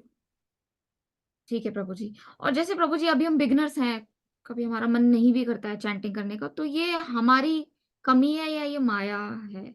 दोनों। हमारी कमी ही माया है, माया ही हमारी कमी है। अगर तो वो माया में न माया फंसे देवी होते, हमें बोलती हैं कि मत करो, और मन नहीं। या हम मान लेते उसकी बात। माया कभी पति बन के आती है, कभी पत्नी बन के आती है, कभी फ्रेंड बन के आती है, कभी टीवी शो बन के आती है, कभी कुछ और अट्रैक्शन बन के आती है, कभी कुछ डिफरेंट फॉर्म में आ जाती है, भटक जाते हैं। और चूंकि हमारा टेस्ट डेवलप नहीं हुआ, इसलिए आसान से भटक जाते हैं। ओके। और प्रभु जी जैसे वो जब कृष्ण का जन्म हुआ कारागार में, तो पहले आपने बोला कि वो पहले माइंड में आए, फिर हार्ट में आए, फिर उन्होंने मैनिफेस्ट किया नारायण फॉर्म में, और फिर कृष्ण दिखे छोटे बाल रूप में। और वो बिल्कुल ऐसे थे जैसे कि वो 6 महीने के हैं, उन्होंने लंगोट पहनी है क्योंकि वो भगवान है। तो तो वैसे तो कृष्ण तभी आते हैं जब आप उनसे प्यार करते हैं, out of devotion, not out of practice, not out of following regulative principles. तो वहां पे नारायण का आना जरूरी क्यों था विष्णु का? Because Krishna ji wanted Vasudev Devi to know that, look, I'm God. I'm not just an ordinary baby. If he just simply appeared as baby, they'd be so worried. To remove their fear, he appeared as Lord Vishnu or Lord Narayan, and then he turned into a baby. So then, therefore, they know this God now, they don't have anything to worry about. So you mean, had he come directly in the Krishna form, they would not have believed he's God? Right? Yeah, why would he? There's no reason to believe. Like Mother Yashoda, she saw him in baby form, that's it. So she never believed he's God. Even Krishna told her himself She didn't believe it. Because sort of universal form, she still didn't believe it. Because she never saw that. To her, he was just my son. Okay, Prabhuji. Just to make them believe. Yeah, yeah. Okay, okay Prabhuji. That's it, Prabhuji. Okay, good. और अगर वो 50% वाला मुझे पता मिलता है तो मैं आपको नेक्स्ट क्लास दिखाइएगा, में बट my point is 50% कंजूसी है. It's 100%. 100%. पर वो फिर भी वो लिटरल सेंस में 100% है नहीं, क्योंकि आप यूज खुद ही कर रहे हो और आप बस No, सोच but रहे हो no. आप खुद ही कर रहे हो only if you're not 100% Krishna conscious. If you're using for sense gratification, you're right. It's not 100%. But if you're actually using it for Krishna, then it's 100%. The goal is 100%, not 50%. That's my point. Okay. अब आप movie देखने चले जाओ, $100 खर्चा कर दो. That's not Krishna consciousness. पर हम तो हैं ऐसी सिचुएशन में. हम तो हैं ही, अब क्या करें? 100% नहीं है इसलिए. नहीं, टारगेट तो हमारा 100% ही है. हाँ हाँ हाँ, ठीक है. ठीक है. ठीक है Prabhu ji. Okay, thank you so Okay. Much. You're welcome, Mataji. Take care. Oh, I forgot to stop recording. Okay, anyway.